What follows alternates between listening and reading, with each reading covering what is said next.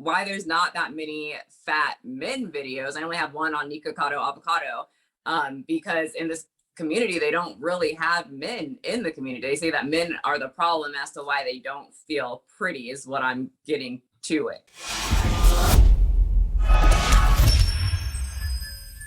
Are there certain videos that you're just not going to do or not going to go there? Because like for myself, sometimes I'm like, all those most controversial videos, I want to talk about them, but I have like a team of people are like, Greg, like, don't do that because like that is a no, don't go there. And personally, like something that I feel strongly about is that I feel like people should be allowed to be transgendered, for example. So I'll make a video about somebody who's transgender, and then I'm unfollowing you because you support them. I'm like, well, unfollow me. I don't care. But is there any specific topic that's just off limits for you?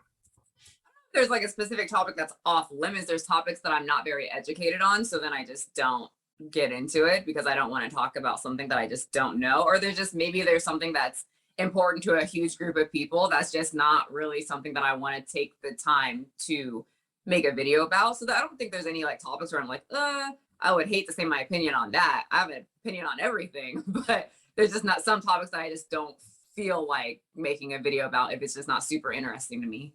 Yeah. How about a video that you've done in the past? Are there any that you looking back are like, oh, I shouldn't have done that after reading the comments, there was too much hate or backlash? Or are you like, no, that was even better because of the backlash? I think there were just a few videos where the titles, like people just refuse to watch, but I was someone that would like go back and forth, like the fat whale opens nail salon. There were some people that like refused to watch that one when it was a pretty like level-headed video. But I think people were just upset at the title. And I said, well, like in the video, I said, I titled it that way because there's videos out there calling her a fat whale. So then I titled it the same and then explained it in the video, but some people don't want to watch, but there's no videos that I'm like, oh, I wish I never posted that. I like all my videos. Okay, well, that's good. No regrets and no regrets. Nothing wrong with that. So your most viewed video, over 1 million views, is on Tess Holiday being a fat hypocrite. Would you say your most popular videos are about overweight women? And if so, why? Like, why isn't it about overweight men? Like, what's the scoop? What's going on?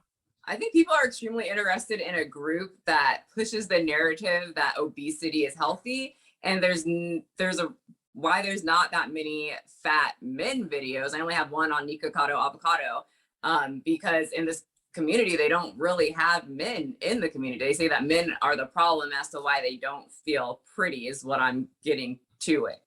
Yeah, I'm trying to think, and I'm like, I feel like I'm noticing there are no like really popular overweight men. I don't see it. Like I'm looking at all the videos I've done. I don't see any like 300-400 pound men who are overweight that really are talked about. Most of my videos on people who are obese are all about women. Like about women. And if you look at TLC, like they know that America seems to like, the fat videos because they have so many like fat videos, but whenever they have like a main character, when it comes to these fat videos, it's a woman. The 1,000 Pound Sisters, exactly. Fabulous Life, they're all fat women. I don't think they would follow a big fat man and his fabulous life because the girls probably won't watch it and the guys will think it's weird.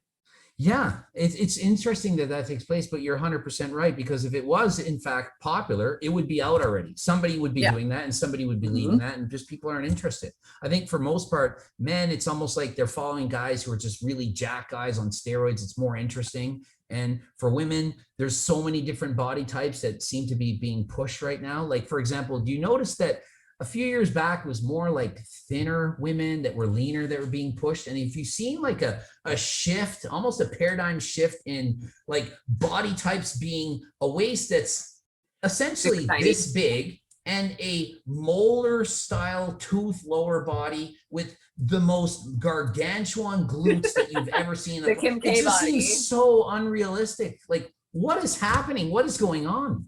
It's definitely shifted a lot because, like I said, when I was younger, everybody wanted to be super, super thin. And so like, I felt like my body was like wrong or like weird, you know what I mean? So then now like we're like shifted and now like they want the tiny waist and now it's like morphing. It's like kind of weird. Like they want it super abnormally tiny and super abnormally large. Even a a lot of like my friends who are naturally curvy, they live in Miami and everything, and it's very normal for them to just get injections in their butt to like give it more of a oomph there. Exactly. And I think that we went from one problem to another. The one problem being that kind of that pressure to be extra thin, like an unrealistic pressure to try to be really wave thin. And now it's gone to the other extreme where without surgery, 99.9% of women can't get that ideal physique that's being promoted on social media like Instagram and YouTube. I look at the people with the millions of followers, and for the most part, the curves on these people, it's unbelievable. It's not even possible.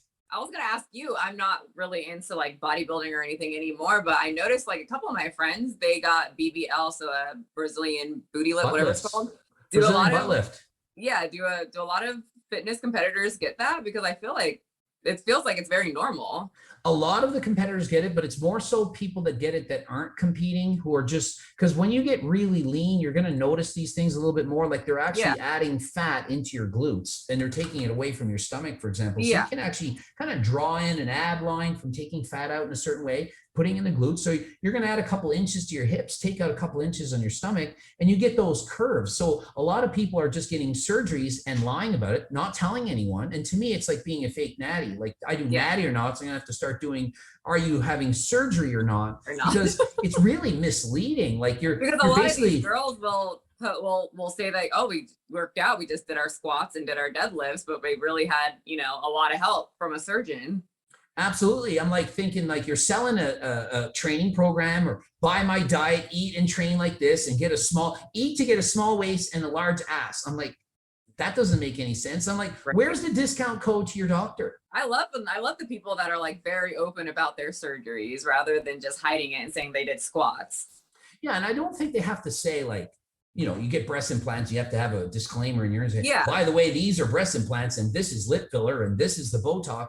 But if you're saying I'm selling this program and I'm doing this diet and this training program and this is how I got my small waist and my ass to be like just so big, and you're not saying, well, actually, I had surgery. That's the same thing. Like if I took steroids and I said, well, I went on this training program, I put on 20 pounds of muscle. It was from my cookbook, obviously. And if I just said that, it would be like, that's not fair. That's lying to the people. So that's kind of where I draw the line. Yeah, I always wonder. I didn't know. I mean, I guess like it would be very counterproductive if a figure or like someone in the competition world got it done, because then you're going to lose fat anyway, right? Yeah, like they're still doing it. They're still getting injections, hyaluronic acid. You can add filler, like you, especially like in the delts and stuff, people growing, but they're doing it in their glutes as well, getting injections and plumping up the glutes. So it's done, but it's, I think, done more so by people who never plan to compete. And so some of these women who have the greatest followers, the small waist and the really massive glutes, if they dieted down, it would be too obvious. And you could see that once they get down to like 12 to 15% body fat, like really, really lean, it's going to be like, wait a minute, that doesn't look right. But as an off season, like 25%, the curves can be all in the right places.